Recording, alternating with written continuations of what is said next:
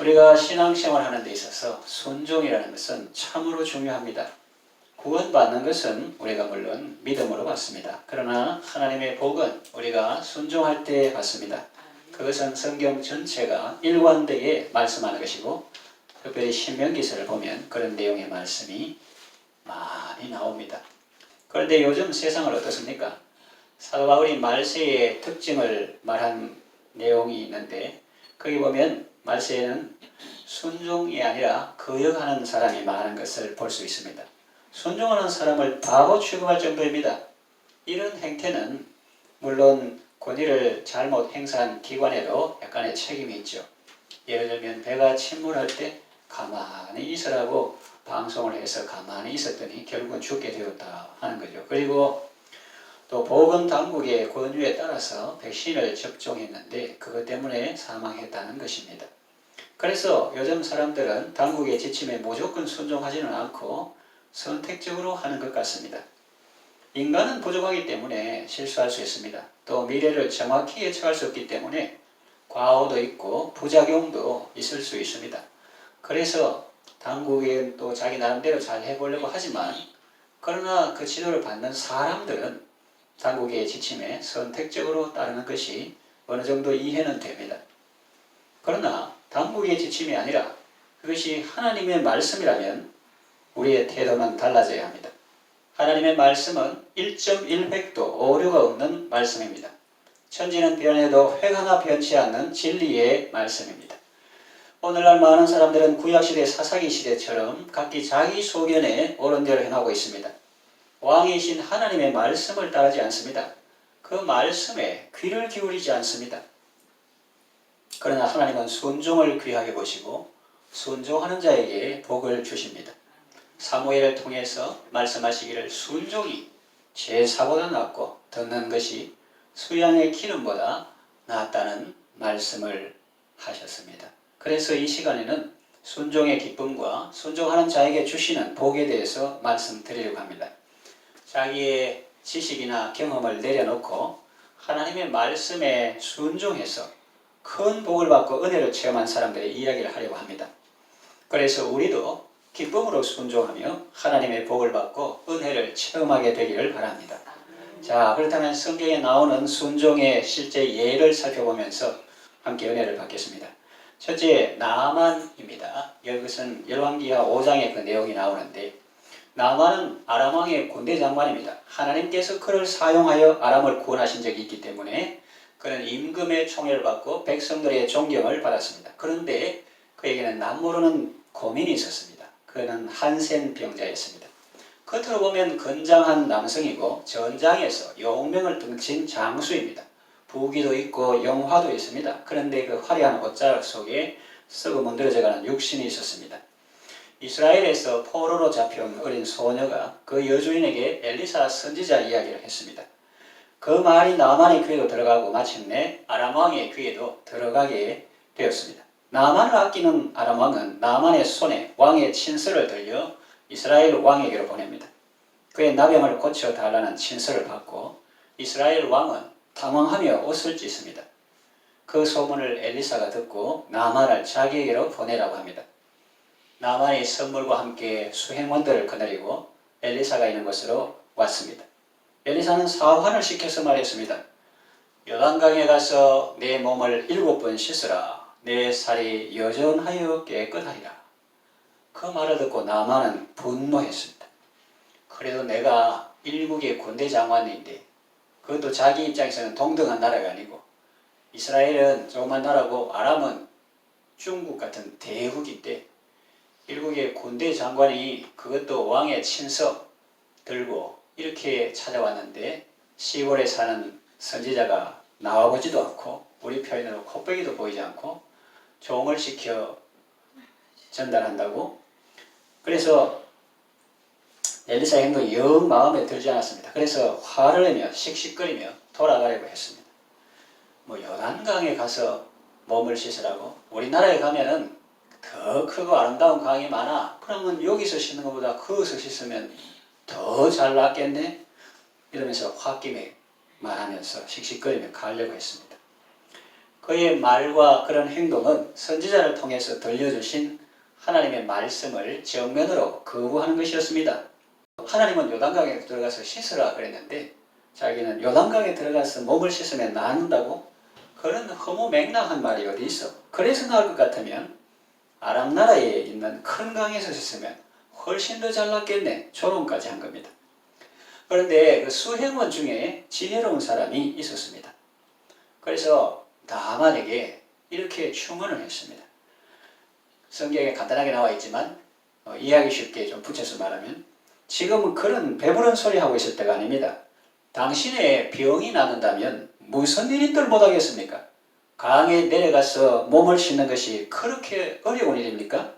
곧 죽게 된 마당에 아직도 내 생각을 고집하십니까? 내 생각에는 그가 나와서 안수하면서 소리 질러 그 여호와 이름 부르 아직도 내 생각합니까? 그 결과가 뭡니까? 이렇게 죽을 지경에 이르렀는데 지금까지 당신의 생각대로 살아온 것이 족하지 않습니까? 이번만은 선지자의 말씀대로 한번 순종해 보십시오. 믿져야 본전 아닙니까? 이런 뉘앙스로 나만에게 간청했습니다. 나만이 듣고 보니 과연 그랬습니다. 그래서 그는 요단강에 내려가서 7번 몸을 씻습니다. 결과는 어땠을까요? 예, 완전히 고침받았습니다. 그 살이 어린 나이의 살같이 깨끗하게 되었습니다. 나만은 하나님의 말씀에 순종함으로 나병에서 고침받았습니다. 어디 그뿐입니까? 그는 엘리사에게 와서 이렇게 말했습니다. 내가 이제 이스라엘 외에는 온 천하에 신이 없는 줄을 아나이다. 이스라엘의 하나님만이 참 하나님이심을 알게 된 거죠. 그것은 어쩌면 나병 고침보다 더 큰 선물이라고 볼 수 있습니다. 그렇습니다, 여러분. 나만이 엘리사를 통해서 들었던 말은 사람의 말이 아니고 하나님의 말씀입니다. 대저 하나님의 모든 말씀을 능치 못하심이 없습니다. 비록 내 경험에 비추어 볼 때 불합리하게 보이고 나의 지식으로는 이해하기 어렵더라도 하나님을 믿고 그 말씀에 순종할 때 하나님의 능력을 체험하게 되는 것입니다. 나의 경험과 지식을 내려놓고 하나님의 말씀에 순종할 때 병이 낫고 문제가 해결되는 것입니다. 그러니 여러분들도 하나님께서 말씀하시면 성경을 통해서 혹은 설교를 통해서 혹은 자연 만물을 통해서 성령님께서 말씀하시면 그 말씀을 그대로 믿고 순종하셔서 하나님의 놀라운 능력을 체험하시기를 바랍니다. 둘째는 시몬 베드로의 경우입니다. 이것은 누가복음 5장에 그 내용이 나옵니다. 시몬 베드로는 갈릴리 바다에서 고기 잡는 어부였습니다. 어느 날 예수님께서 그의 배를 빌려 타시고 사람들에게 복음을 전하셨습니다. 말씀을 마치시고 시몬에게 말씀하셨습니다. 깊은 데로 가서 그물을 내려 고기를 잡으라 했습니다. 시몬은 그 말을 듣고 당황했습니다. 이분이 하나님의 말씀에 대해서는 전문가라고 하지만 고기 잡는데도 전문가인가? 나는 이 바다에서 잔뼈가 굵은 사람인데 자기가 뭘 안다고 내게 이런 명령을 해. 그런 생각을 했을 수도 있습니다. 더군다나 지난밤 어떤 일이 있었습니까? 밤새도록 수고했지만 고기 한 마리도 잡지 못했습니다. 그런데 지금은 밤도 아니고 난 낮인데 더구나 깊은 곳에 가서 그물을 내리면 고기가 그물을 내리는 거 보고 다 도망갈 텐데 과연 잡힐까? 그런 생각도 들었을 것입니다. 그런데 성경에는 그가 어떤 생각을 했다는 내용은 안 나옵니다. 다만 그가 취한 행동에 대한 말씀이 나옵니다. 시몬은 이렇게 말합니다. 선생님, 아직 주님, 하나님 이런 건 잘 모르고 그냥 랍비라고 하니까 선생님, 저희들이 밤이 맞도록 수고하여 얻은 것이 없지만은 말씀에 의지하여 그물을 내리겠습니다. 그렇게 말하고 그대로 순종했습니다. 그 결과는 무엇입니까? 그물이 찢어질 정도로 많은 고기를 잡았습니다. 시몬은 예수님의 말씀에 순종으로 큰 복을 받았습니다. 어떤 복을 받았습니까? 먼저 만선의 기쁨을 얻었습니다. 고기 잡는 사람이 고기를 많이 잡았으니 그 기쁨이 컸겠죠. 그리고 자기가 깨지는 기쁨을 맛보았습니다. 자기가 깨지는 것이 평소에는 기쁘지 않겠죠. 예를 들어서 어떤 사람이 자기의 경험과 지식을 의지해서 사업을 했는데 자기의 예측이 빗나가고 사업이 실패하면 마음이 얼마나 아프겠습니까? 갈릴리 바다에서 잔뼈가 굵은 시몬의 경험과 고기 잡는 기술은 인간적으로 신뢰할 만한 것이었습니다. 그런데 하나님의 말씀 앞에 완전히 박살났습니다. 예수님의 고기 잡는 데 대해서는 문외한인 줄 알았는데 알고 보니 어군 탐지기보다 더 정확한 분이셨습니다. 사실은 어군 탐지기 정도가 아니라 그런 생물들을 창조하시고 다 특성까지 아시는 분입니다. 시편을 보면 하나님께서 천산의 생축과 삼림의 짐승들은 다 주님의 것이며 또 주님이 다 아신다고 하셨으니까요. 그 한 마리 한 마리의 습성과 특성까지도 다 알고 계시는 분입니다. 지금까지 자기 지식과 경험이 최고인 줄 알았는데 그것을 보기 좋게 깨져버리고 그보다 더 좋은 정말 최고를 알게 된 기쁨입니다. 그리고 무엇보다 큰 기쁨은 하나님이신 주님을 만난 것입니다. 그 기쁨은 크지만 두려움도 함께 있었습니다. 그래서 이렇게 소리쳤습니다. 주여 나를 떠나소서 나는 죄인입니다. 그랬어요. 그냥 랍비고 선생님 중에 좀 똑똑한 분을 알았을 때 문제없었는데 자기 앞에 계신 분이 바로 하나님이신 예수님인 것을 깨달았을 때 자신의 누추함과 죄악됨을 보고 그렇게 주여 나를 떠나소서 나는 죄인입니다. 그렇게 했던 것이죠. 그리고 시몬은 더 큰 복을 받았는데 그것은 바다에서 고기를 잡던 사람이 죄악 세상에서 사람을 구원하는 어부가 된 것입니다. 예수님께서 그를 사람을 취하는 어부가 되게 하셨습니다. 예수님은 오늘도 여러분의 삶의 자리에 찾아오십니다. 그리고 여러분에게 요청하십니다. 배를 좀 빌려달라고 하실 수도 있습니다. 아니면 사마리아 여인에게 하셨던 것처럼 물을 좀 달라고 하실 수도 있습니다. 그것은 여러분에게 부담을 주려는 것이 아니라 복을 주시려는 것입니다. 주님의 요구를 들어주십시오. 그리고 그분의 말씀에 순종해 보십시오. 그분의 명령에 따르십시오. 여러분의 경험이나 지식이나 일반 상식에 안 맞는 내용이라고 해도 주님이 말씀하시면 순종하시기를 바랍니다. 전지하신 하나님이 내가 아는 것을 모를 리가 없죠. 그런데도 그런 말씀을 하시는 것은 인간의 법칙을 뛰어넘는 놀라운 복을 주시기 위해서입니다. 그분이 어떤 분입니까? 구약 출애굽기를 보면 그 백성을 위하여 바다 가운데에도 길을 내신 분입니다. 그리고 광야에서도 그 백성들을 먹이실 분입니다. 옛날 이야기 하는 것뿐만 아니에요. 우리는 개척 이후 저희가 저 광야와 같은 삶을 살았는데 하나님께서는 광야에서도 그 백성을 먹이시더라고요. 그분의 지혜와 능력을 우리는 다 청량할 수 없습니다. 하나님을 믿고 그 말씀에 순종함으로 이런 놀라운 은혜를 체험하며 감사와 기쁨 가운데 살아가시기를 바랍니다. 세 번째, 사도 베드로의 경우입니다. 이건 사도행전 10장에 나오는데 그러면 시몬 베드로하고 사도 베드로하고 다르냐? 같은 사람입니다. 그런데 복음서에서는 주로 시몬 베드로 이렇게 하고 성령 받은 후 주님의 복음을 전하는 사도로 행동할 때는 사도 베드로 이렇게 표현되어 있습니다. 예수님이 부활하시고 승천하신 후 제자들은 마가 요한 다락방에서 기도하다가 오순절에 성령을 받았습니다. 그리고 권능을 받아서 복음을 전합니다. 사람들 가운데 표적과 기사가 많이 일어납니다. Signs and miracles. 사인은 예수님이 하나님인 것을 보여드리는 사인, 그 표적, 기사, 미러클, 이적, 기적 이렇게 하기로 하는데 표적과 기사가 많이 일어납니다. 그래서 많은 사람들이 회개하고 예수님을 믿습니다. 하나님의 말씀은 흥왕했습니다. 예루살렘 교회는 순식간에 부흥되었습니다. 3,000명, 5,000명, 또 유대교의 허다한 제사장들도 이 도에 복종하니라. 이런 순식간에 부흥되었습니다. 스데반의 죽음과 함께 박해의 바람이 불었는데 이것은 오히려 복음을 온 세상에 퍼뜨리는 역할을 했습니다. 베드로가 요빠에 있는 무두장이 시몬의 집에 있었는데 환상 중에 하늘로부터 보자기가 내려와 그 속에는 유대인들이 부정하게 여기는 생물들이 가득했습니다. 그런데 그것을 먹으라는 명령이 들렸습니다. 베드로는 저런 부정한 생물들을 제가 못 먹습니다. 그렇게 말했습니다. 그때 다시 하늘로부터 음성이 들렸습니다.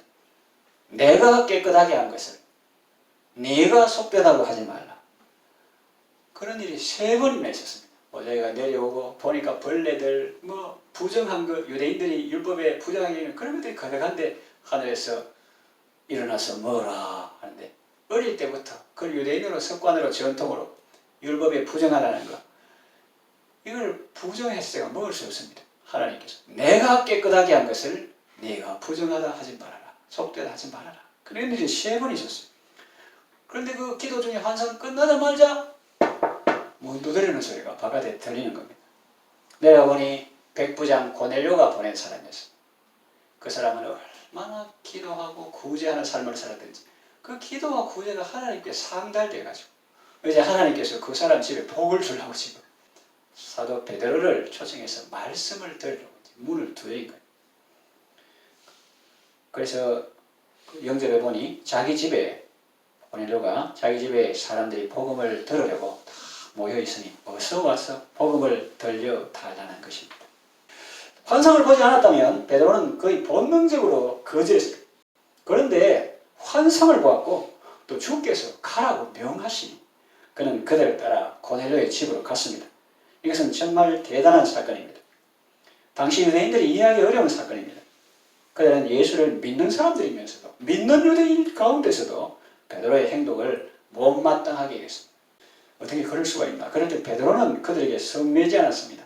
화내지 않고 사랑으로 차분하게 설명해 주었습니다. 여러분 그 말씀 다 이해가 됩니다. 나도 전에는 여러분하고 같은 생각을 했거든요. 나도 몇 날 전까지만 해도 그걸 하나님의 명령을 완강하게 거부했던 그런 사람입니다. 여러분 사정 제가 잘 압니다. 그런데 하나님께서 그런 말씀을 하시더군요. 기도 중에 내가 깨끗하게 한 것을 네가 속되다고 하지 말라. 그것도 3번이나 하더라고요. 우리말로 3-4번 하더라고요. 그래서 저는 순종했습니다. 그러면서 놀라운 사실을 발견했습니다. 그 집에 갔는데 사람들이 그 부인하고 가족들하고 친척하고 일가하고 어린아들하고 전부 다 도열해가지고 다 기다리고 하나님의 말씀을 들을 준비를 다 하고 있는데 제가 말씀을 전할 때 하나님께서 그들에게도 하나님께서 성령을 부어주셨습니다. 그래 막 방언하고 막 그래 하는 거예요.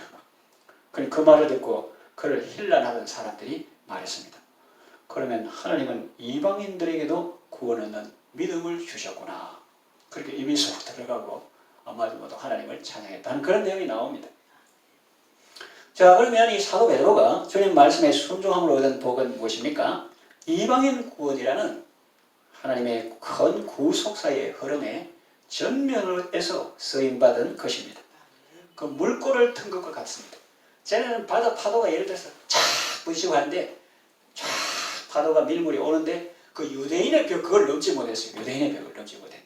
그런데 때가 되고 예수님의 구속사역이 완성되고 이제 천하의 모든 백성의 주의 영을 부어주는 그런 시대가 되는데 그 벽이 이제 유대인의 벽을 넘어서 이방인을 가야 되는데 그 처음 물꼬를 트는데 쓰임받은 사람이 바로 사도 베드로라는 거예요. 어디서? 순종하는 데서 시작돼요. 순종하는 데서.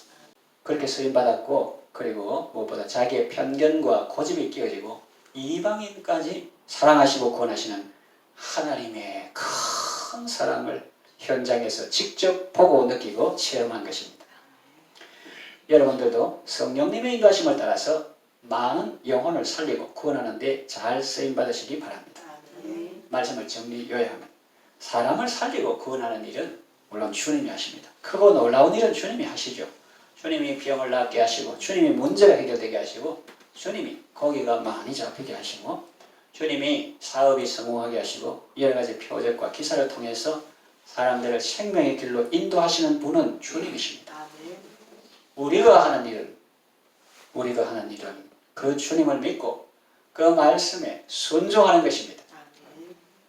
구슬이 서말이라도 꿰어야 복입니다. 부뚜막에 소금도 넣어야 짭니다.